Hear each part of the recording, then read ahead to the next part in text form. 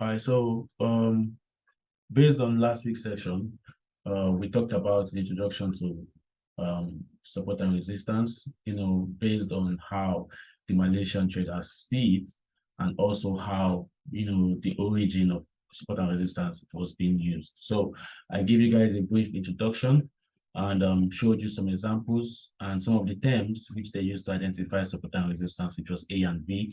I put that down for you guys. And I also told you guys some of the important stuff you need to identify support and resistance. It's not all about drawing lines or just picking a top and a low and expecting price to react from them. There's more into this than that. And I explained that in the previous section. If you don't know that, you can watch the recording and, from the recording section in the group, and you will get a better understanding. Okay, so basically, today we're going to be talking about timeframes. All right. And you have to understand that in support and resistance, time frames plays a very, very important role. All right. It doesn't just go to hold on. This is just go back on. Let me do my fan. Sorry about that. Okay, so basically support and resistance deals with time frames because you can't actually pinpoint where you're expecting price to head, or you can't actually predict where price is going and where price is coming from without understanding the higher time frame or understanding the lower time frame. So today we're going to be talking about multiple time frames, how you do multi-time frame analysis and how you can pinpoint the important support and resistance zone using multiple time frames. Okay, so as usual, it might be a two recording section because of the Zoom terms and conditions. So let's get our book and pen and then get ready to jot down some stuff. Okay, so last week I used US 30 for this, because I told you guys this is all psychological. A lot of people say support and resistance is mainly for gold, but I use it for any time frame and any pair I wish to. So I will be teaching you guys on multiple time pairs, and then but mainly it's easier. All I can say is easier on gold, but it can be applicable to any time frames of your choice as long as you know the logical understanding to why those points are holding. Okay, so this is Euro USD, and once you need to understand about the time frames is that you have the modern time frame, which is the monthly. Okay, the monthly time frame is kind of like the most important time frame of all because we use the monthly to form the yearly. All right, you need 12 monthly candles, to make one single yearly candle. So this will be 1, 2, 3, 4, 5, 6, 7, 8, 9, 10. All right, so this is October. So let's say this will be the opening of the year. Our price went up and came back down. So this is kind of like a bearish candle, looking more like this. Okay, so it's a bearish year. Year is bearish, reaction of this. So this is how candlesticks work. And mainly the higher time frame is important when you're planning to do swings or position trading because it helps you identify the trend for the long run. But again, it's also important for scalpers and intraday traders, whichever level of trader you are, because this long run is where these little ones are being made, because price would head maybe even lower or maybe reverse into a bullish direction, but that will all be determined by the reactions of these inner candles. All right, so we can't read just a single candle because the year is 12 months. So instead we'll read the highest, the closest to this, which is the 3 months and the monthly time frame. All right, so sometimes when the monthly usually looks a little bit complicated, I still try out the 3 months time frame. Okay, so you see it will look much clearer to you. Like we said, the year is bearish. All right. So when you identify this higher time frames, it helps you to understand and makes things easier for you to predict where price will be going.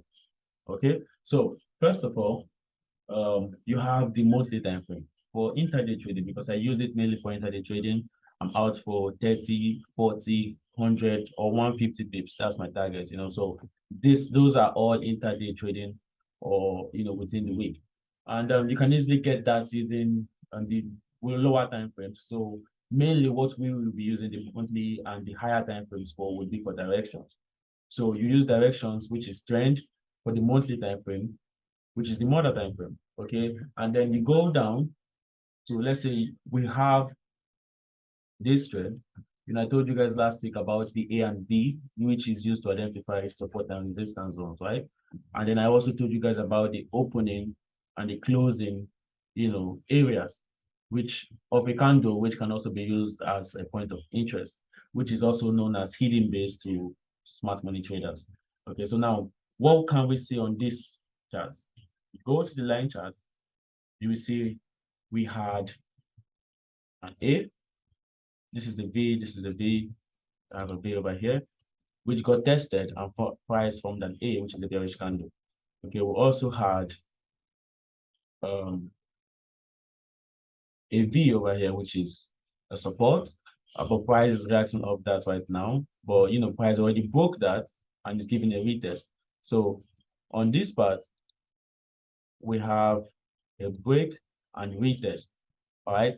And on this part, we have a break and retest. Okay, you see? So now the only obstacle which we have in front of us right now is this and this on the monthly time frame. This is how we know the directions. And if price is reacting of this, then it's possible we can see a pullback to this point to create another A, because this could be a possible B being created, which is the resistance and the support. This is using line charts to understand how this works. Okay, now, understanding that, we have our point of interest and our direction.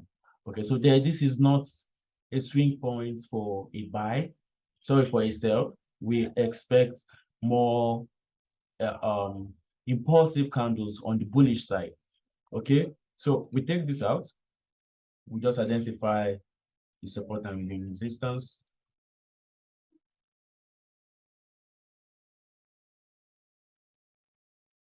I will go back to the line charts. Okay, so now you see how it looks. Now we are seeing a rejection of this. This is a rejection. I told you a break of structure is when price closes below this, then you expect a retest. As you can see, this candle closed above this, which we saw the first retest, which was the next candle. All right, so this is the second retest. And now it's easier when the point of interest is fresh. It's easier to expect high volatility from those points. But when it's not fresh, which we are seeing right here, you can go to the lower time frame to see if there's something fresh which is being tested from that area. But at the same time, it's still a point of interest because it's kind of like the higher time frame. So directions can test support and resistance zone multiple times before moving. So you can see here, you can see here. So the important stuff is we're not looking for an entry point. So no matter how many times you test, just a single test will give you more than 30 trades, because this is kind of like the 3 months time frame. Okay, so it's not important if you test 20 times, 40 times, 50 times. It's just more money for you. Okay, because this is the point of interest to you. So this is what you use the higher time frame for. Then you go down to the lower time frame, let's say the monthly time frame, to understand what the monthly is doing. Now we see we had on the line chart within this zone, you can see we had a monthly support, right? And also on this point, we had this point of interest. Now, I'm going to tell you guys how to identify a supply and demand zone using line charts. Now, you see how we say the line is just moving, right? It moves in A and B's. And at the same time, sometimes price doesn't get back to the A or the V for a retest. We just see price retesting off a random area. These random areas can appear as a bend within the line chart. Now, those are areas you see like this. You see there was a little bend over there. There's a bend here. You can't call this a support or a resistance. This is likely going to be a demand or a supply zone. This is the point where a manipulation was done, where money was invested, to confuse or distract the general public. Let's say a manipulation, okay? Which a manipulation is being done on a supply or a demand zone.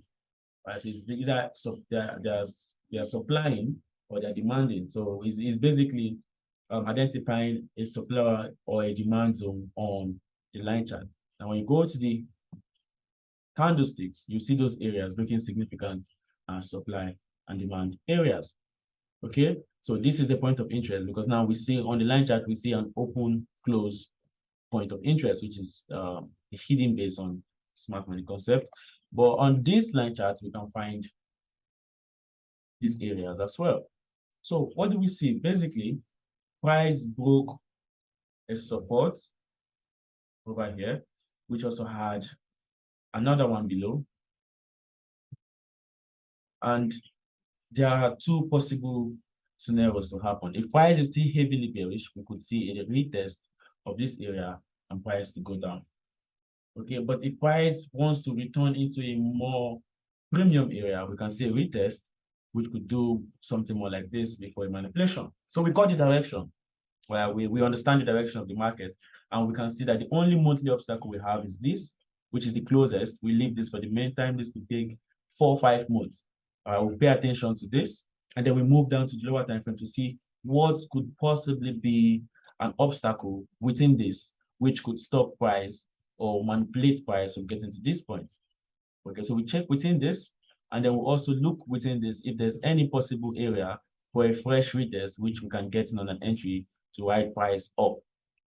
Okay, so we move to the weekly time frame. This is where the weekly comes in. The weekly is mainly for obstacles against and the monthly time frame. You use the weekly time frame to observe if the monthly has any obstacle, against your possible direction. And at the same time, you also use the weekly time frame for monthly confirmations when price reacts to a monthly POI. So you can see price reacting to a monthly point of interest, and then it breaks a lower time frame, the next lower time frame, which is weekly, area of obstacle, which is kind of like a confirmation that price is heading higher. All right, so basically that's how it works. You just have to understand these areas within the time frames to make things easier. Now, I know the lines are becoming too much, so most of the times I advise people that you just have to pay attention to where price is heading and where price is right now. So at this point, we know these are areas where prices are reacting from, and these are areas where price is heading. What can we see on the weekly time frame? We have this as the closest point of interest, where the monthly time frame is giving us that there could be a possible reaction. Okay, so we don't care about what is above until this is broken. Okay, so you can delete all that so you don't get confused by multiple lines. You don't have to outline everything. You just have to pay attention to the closest to where price is right now. Okay, so now we see a manipulation below this weekly support area because, okay, before we continue, can anyone tell me why I called this a manipulation and not a break? If you guys are following up, can anyone tell me why I called this a manipulation and not a break? I think it's a manipulation because price did not close below the line. Like we can only see wicks. Exactly. So that's perfect actually, because you can't call this a break of structure, because clearly you can see price did not close below this. So if you use the line chart, there wasn't any significant break. So this is still respecting this support area, which you can see clearly. All right. Now, if you go to the candlesticks, you clearly see a break, which could close below on the lower time frame, which can be maybe the 4-hour time frame. You could see candle closes below this area. Now, that doesn't mean we didn't have a break on the 4-hour time frame. That only means on the 4-hour time frame, there was a break and price was bearish at that moment, which could give a possible entry around this area to take price higher. Okay, so now what do we see on the weekly time frame? What are the possible areas within this point to this point? Because now we know price could be heading this. But what are the possible areas within this point we could be seeing a reaction from, which we can call a point of interest or an obstacle to these buyers? Does anyone see anything within this point we can pinpoint as an obstacle or an area of interest against our direction?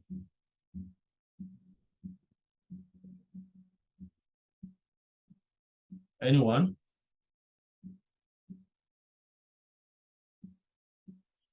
All right, let's not waste much time. You can clearly see over here, we have a candle open and candle close. As you can see, the candle closed at this point, which next candle opened at this point, which you can see from here, we had a support, which was broken, and then price went back in that same direction, mainly manipulation. Okay, this support was retested at this point here.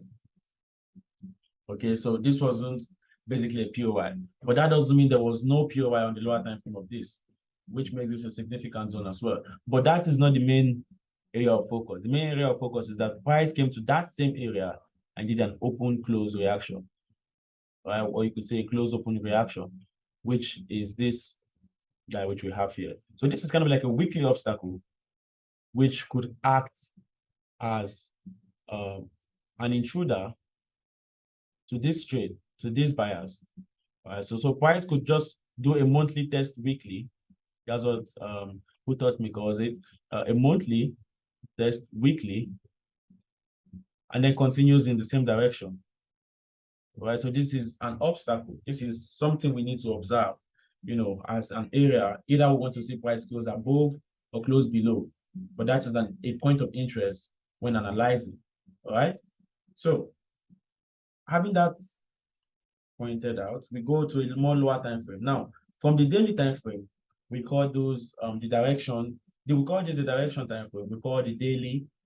From the daily, we call that the structure time frame. Because when we go to the daily time frame, we want to see the structure which price has built within this single candle, which is the previous week, to give us a direction of where we are going, and an entry. So you don't go to the weekly time frame and start looking at structures, and go to the daily time frame and start looking for order blocks. It's a pattern. There's a way it works. Now we got the direction. We know where price is heading. We know the points of interest. Now, what we're getting interested in is which points, which swing highs and lows are currently available that we can use to get a trade. Remember, this is not just trading support and resistance. This is mixing smart money concepts into it, and using both as confluence to getting a better POI. Okay, so now on the daily time frame, what do we see?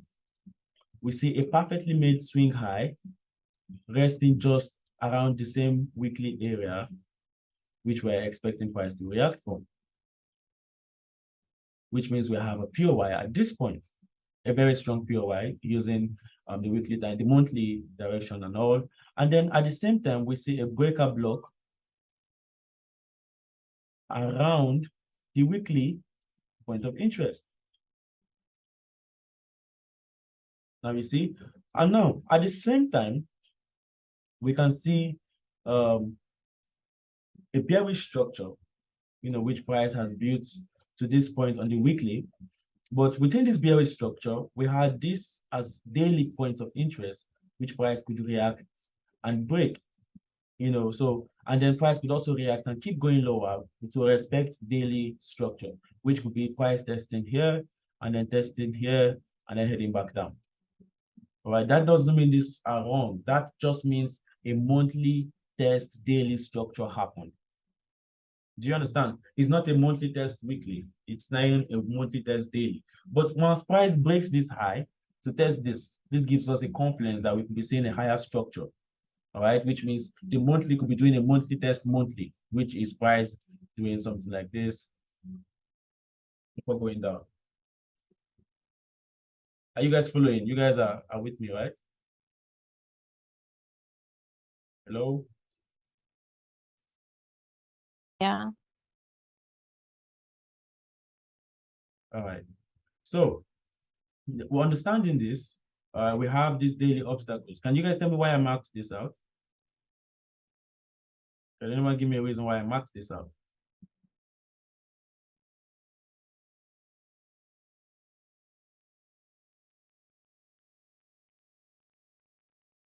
Nobody knows why I marked this out. All right, so let me just say it. As you can see, this was a swing high. But if you use the line chart, I told you the candle close and opening is what is important, not the wicks on the line chart. You clearly see there was a resistance at this point. So this is a daily resistance. Okay, and on this daily resistance, we can see it's around a swing high. But now this resistance, we see a test at this point, but still, this is still a significant daily point. You're analyzing, doesn't mean you have to neglect the current structure. Do you understand? So this is a daily point of interest. And understanding this, you can mark this point and expect if price closes below this point, it becomes an interesting area to observe sales form because this is still following structure. You're not going to neglect structure. Okay, so this is a point of interest using support and resistance or using SMC. As you can see, it's not really clear on SMC, but using the confluence of support and resistance, you can clearly identify what price is doing at this particular point. Do you understand? You guys understand me, right? Yeah. So you can see here we have created this or created a structure. You see, we didn't do this on the weekly, we didn't do this on the monthly, but we're doing this now on the daily, which means on the daily we have just identified structure. If you're taking notes down, on the monthly, we identified what? The direction. On the weekly, we identified what? Obstacles against this monthly direction. So we have a monthly to the weekly. Now, observing those obstacles, what do we observe on the daily? On the daily structure, you understand?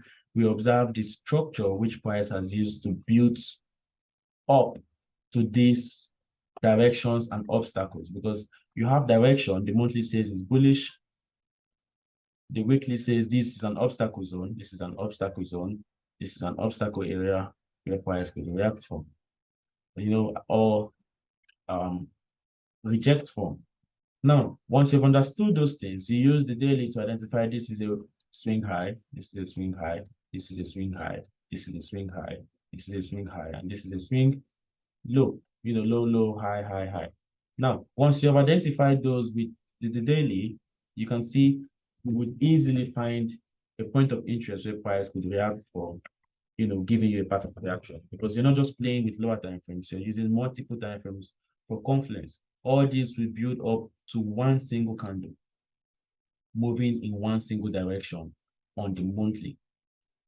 Do you understand? So you don't just use the monthly and then you start looking for structures. No, you are interested in just the structure within this single candle. So you use the lower time frames, the daily, the weekly, the monthly, the 4-hour, to identify what is going to happen in a single month. Now, do we understand? Are you guys understanding me? Yes. Okay. So this is how time frames work. All right, this is now what we call the higher time frame because the higher time frame gives us the direction, not entry. It gives us the direction and obstacles against our directions. Okay, so once you have identified these obstacles on the higher time frame, you are good to go. Now we'll move down to the lower time frame. Any questions before we move further? Does anyone have any questions so far? Yeah. I do have a question, Jay. I wanted to ask on the resistance that you drew, the one that you were asking us like a question. As we can see, the last candle that is bullish, that closed above the line that you drew. Does it give us a confirmation that we might be heading like bullish? I don't know. All right, now, so this is where the daily gets tricky. I get what you're saying, and it's a very good question. As you can see, this is not a bearish Yeah. candle, and this is not a rejection from this. And at the same time, this is not surprising to us. Do you know why I say so? We understand that the monthly is rejecting from a monthly POI, which could be pushing price to a monthly direction. So opposition to the lower time frame structures can happen, and then price could decide to clear out some liquidity while respecting the monthly time frame. So if this doesn't hold, we understand why, and we know the possible areas to expect reactions from, right? So we identified this as the weakest, we identified this as stronger than this, and then we identified this as even more stronger. All right, so if it breaks higher than this, we understand that, okay, so the price might be respecting maybe an even higher time frame reaction. Okay, but for now, these are the closest to what we want to trade. But now, as you can see, price did give a rejection before this happened. which clearly means there was a bearish candle from this point. You understand? I was going to get to this, but I just wanted to make sure you guys are following up what we've been doing so far, before I explain Yeah. this. But right now, you can see there was clearly a rejection. Now, on the daily, let's not forget, on the daily time frame, we have to understand that price already started rejecting, right? This is already 3 days of bullish momentum, which means there were opportunities to be traded as well. Now, where are the opportunities? The monthly which price tested would be around this area, this rejection candle, this first bearish candle we see right here. You see, it actually tested a fresh resistance or support, sorry, a fresh support. So there was a fresh support here. This, you can see, has been tested, which means that's liquidity. So we had liquidity resting.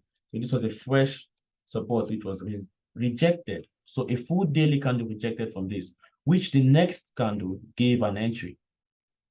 You can see this, right?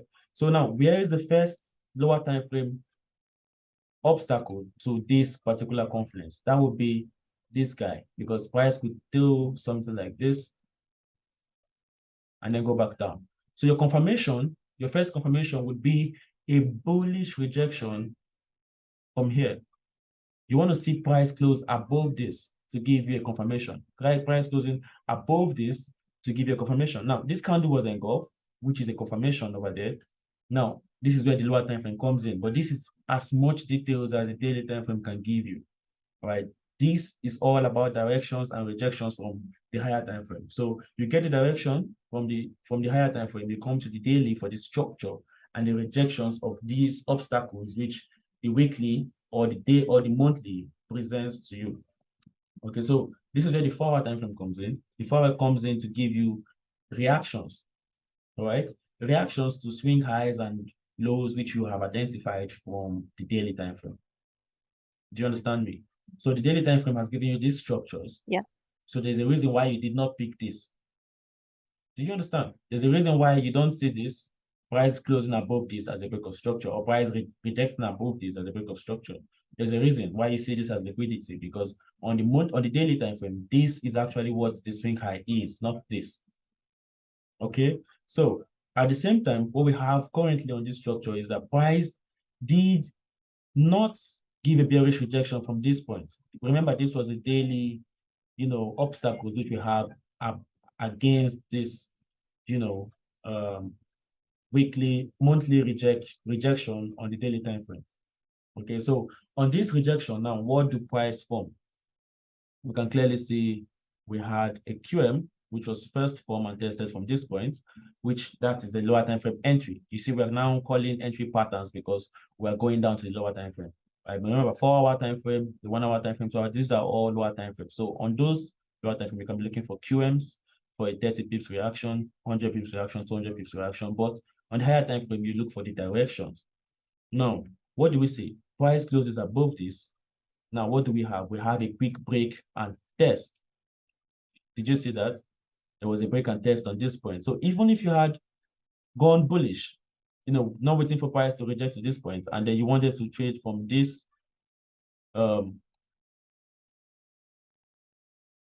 areas, not looking for bearish trades anymore because of the break of structure, and riding price up to the next obstacle zone, which was this, you would have easily won your trade.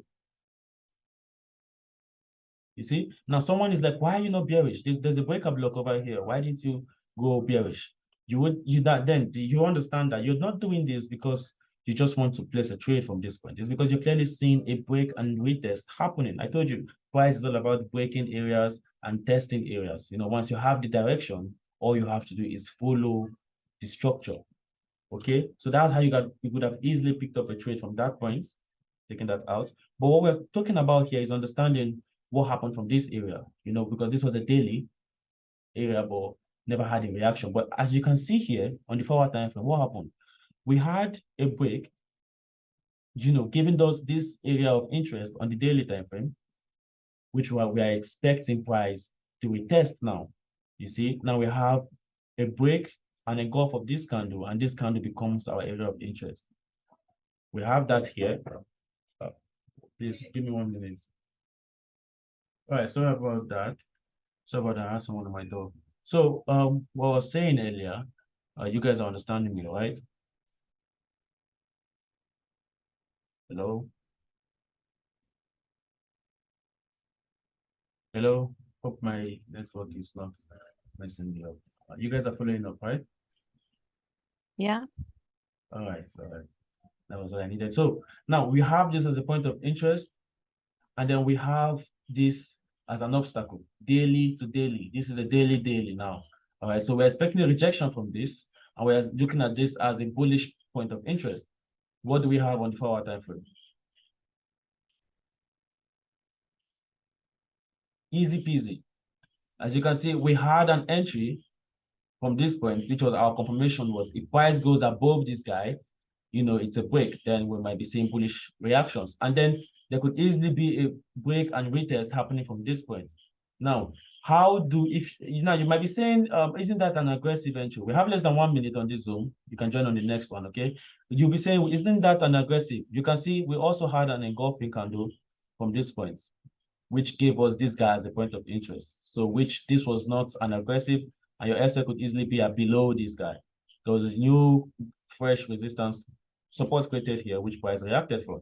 So we'd have gotten a trade from here, a trade from here, and a trade from here, understanding the direction of the daily and the weekly. Do you understand? Yeah. Are you sure?